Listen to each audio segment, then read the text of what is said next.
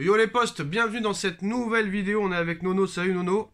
Salut Sacha. Alors Nono, sur la première information du jour, celle de Aurélien Tchouaméni, Paris est bien intéressé par Aurélien Tchouaméni, Paris suit ses performances avec Monaco au même titre que le Real Madrid et deux clubs de première ligue, le français n'a aucun accord avec qui que ce soit en l'état, et encore mieux, Aurélien Tchouaméni a répondu à la rumeur Paris Saint-Germain en disant « Le PSG c'est un top club, des grands joueurs et des grands investissements, des grands objectifs aussi et beaucoup de titres. Je considère le PSG comme une grande équipe. » Est-ce que ça veut dire qu'il y a possibilité pour le PSG?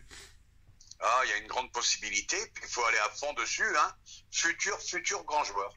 Moi j'ai peur qu'il n'aille pas dessus.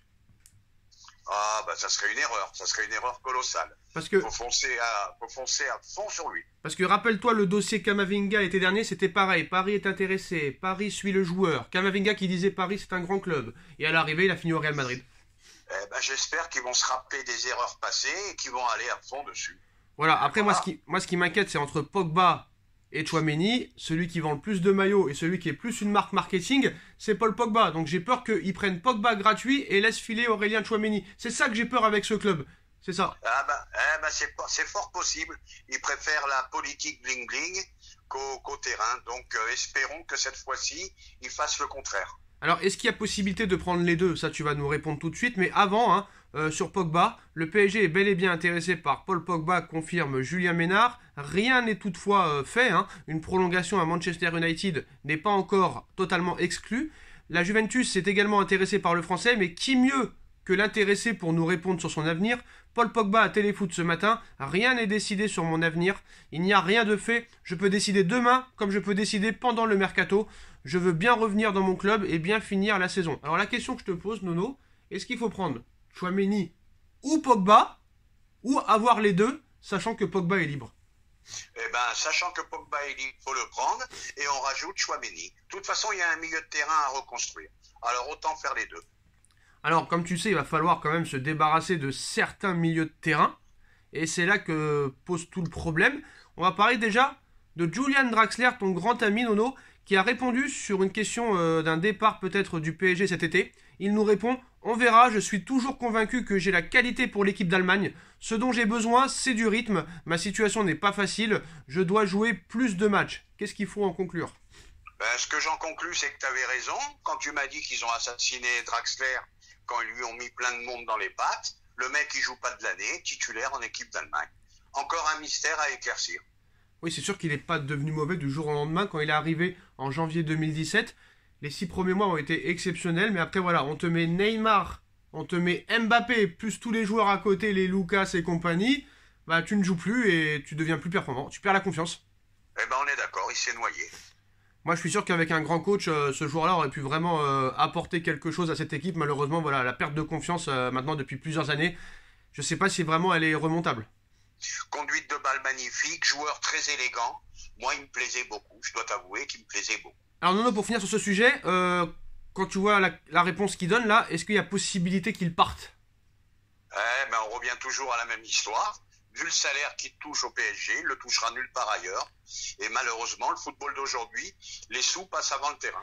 Bah en fait, Nono, si le PSG était intelligent, tu vois que tu as 12 points d'avance en Ligue 1, bah vire les Neymar, vire un petit peu tous les joueurs qui ne branlent rien, et mets Draxler et essaye de le valoriser. Eh Valorise-le. ben, je suis d'accord. J'espère qu'ils vont saisir l'occasion de faire jouer quelques joueurs pour qu'ils puissent éventuellement être sur le marché des transferts. Là, faut mettre Draxler titulaire les 10 derniers matchs. Il faut mettre Herrera, Paredes, Danilo Pereira titulaire les 10 derniers matchs. Et je peux dire que peut-être qu'il y aura du monde. Même Kerrer, tu t'en fous. Mais le titulaire, essaie de le valoriser un petit peu. J'en sais pas. Tu es d'accord avec moi. Valorisons tous ces joueurs. Mais il le fera pas. Il continuera avec Marquinhos, Kipembe et compagnie. Bref. Malheureusement. Alors Nono, en ce qui concerne Marquinhos, bah lui voudrait prolonger au Paris Saint-Germain, ça c'est sûr et certain. Il y a un accord pour prolonger. Maintenant, est de savoir est-ce que ce sera jusqu'en 2026 ou en 2027. Marquinhos, c'est seulement le 4e plus gros salaire du PSG. Alors quand ils disent seulement, ça me fait rire. Il a gagné en influence, donc voudrait un plus gros salaire. Honnêtement, il a gagné en influence, Marquinhos, pour toi? Ben, l'influence, elle est un peu néfaste, hein. Il a subi toutes les remontadas, toutes les grosses défaites. Mais il y a peut-être un signe là, parce que Marquis l'intouchable, là, ils hésitent à le prolonger. Donc il y a peut-être un signe de gros chambardement cette saison. Après, moi, j'y crois pas. Je pense qu'il va prolonger. Après, je me rappelle que tu m'avais dit que, bah, on savait déjà, hein, que Marquinhos, Paris avait refusé une offre de 80 millions d'euros, même de 100 millions de la part de Chelsea cet été. Mais vu les problèmes de Chelsea maintenant avec Abramovich qui va partir, ça m'étonnerait qu'une offre de 100 millions arrive sur la table pour Marquinhos, hein. Mais malgré tout, voilà, tu vois le problème du club, ils refusent 80 et 6 mois après, ils hésitent à prolonger. Donc voilà.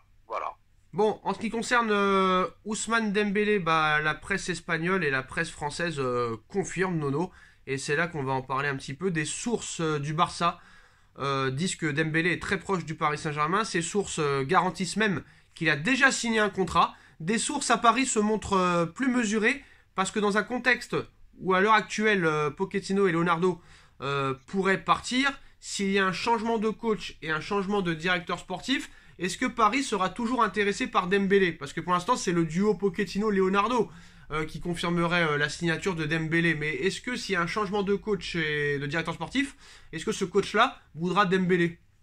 Ah ben à mon avis, vu que Mbappé va partir, pour l'état-major parisien, Dembélé, à mon avis, est la priorité numéro 1. Et en plus, que te dire, Barcelone est à fond sur Rafinha. Donc c'est un signe qu'il est pas loin de partir du Barça. Ouais mais non, le lundi, le Barça est sur Rafinha, le mardi ils sont sur Mahrez, le mercredi ils sont sur Mbappé, le jeudi ils sont sur Haaland, le vendredi ils sont sur Rashford. Tu connais un petit peu la presse, hein? Oui, on connaît la presse, mais je crois que Rafinha c'est une chose sérieuse pour eux.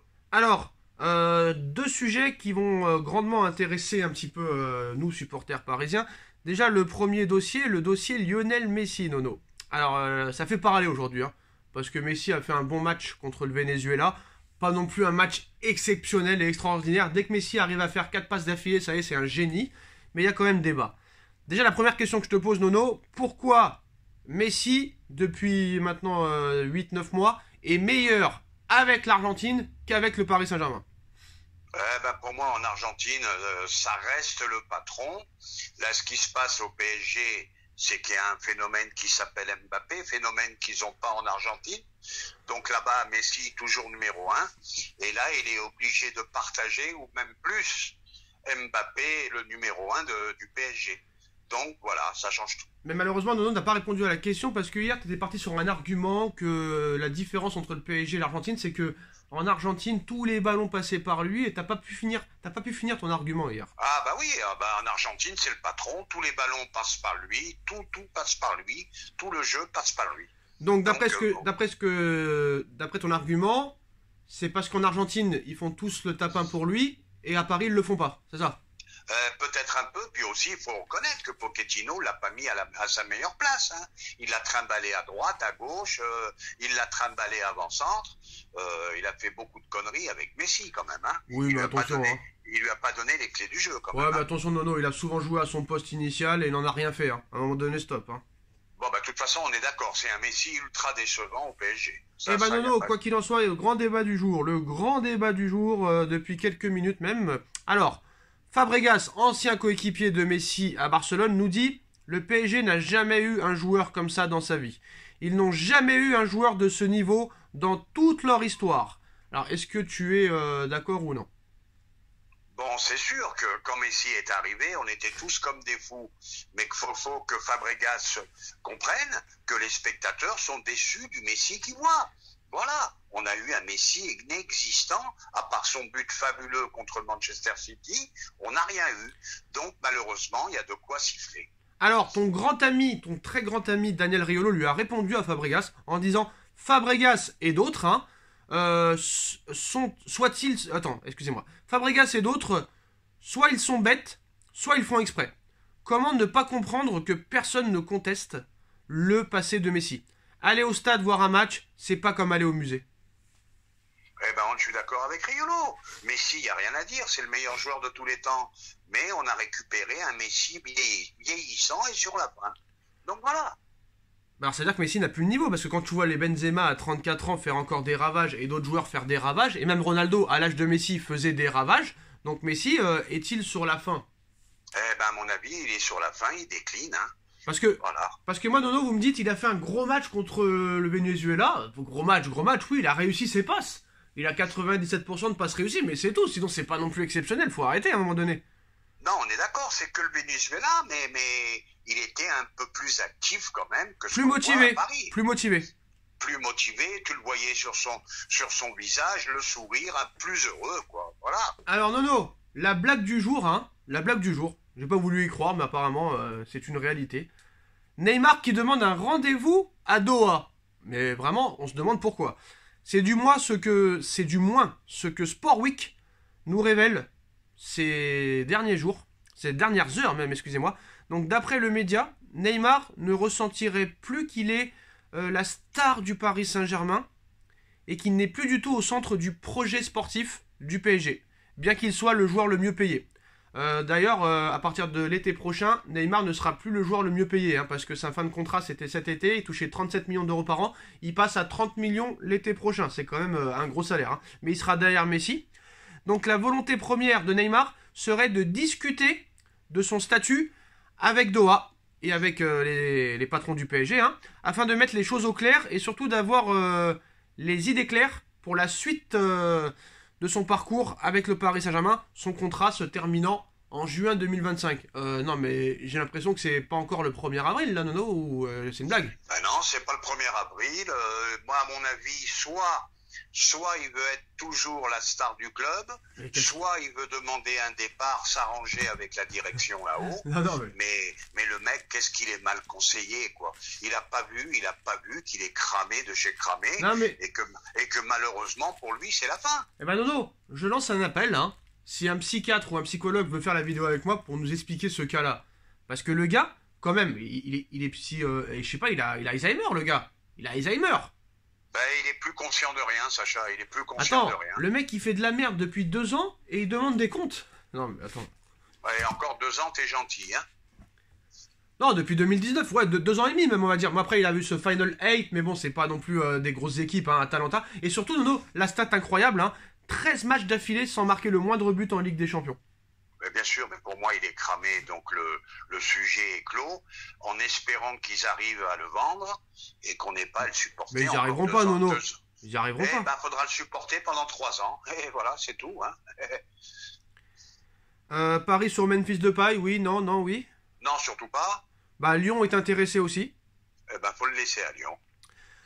Donc, sur Zidane, ça confirme un petit peu les infos de ces dernières heures. Apparemment, l'équipe de France aimerait beaucoup Christophe Galtier. Donc, ce serait une possibilité pour l'après Deschamps. Est-ce que le fait est que Le Gret s'intéresse à Christophe Galtier, ça donne encore plus de chances au Paris Saint-Germain d'enregistrer l'arrivée de Zinedine Zidane en tant que coach?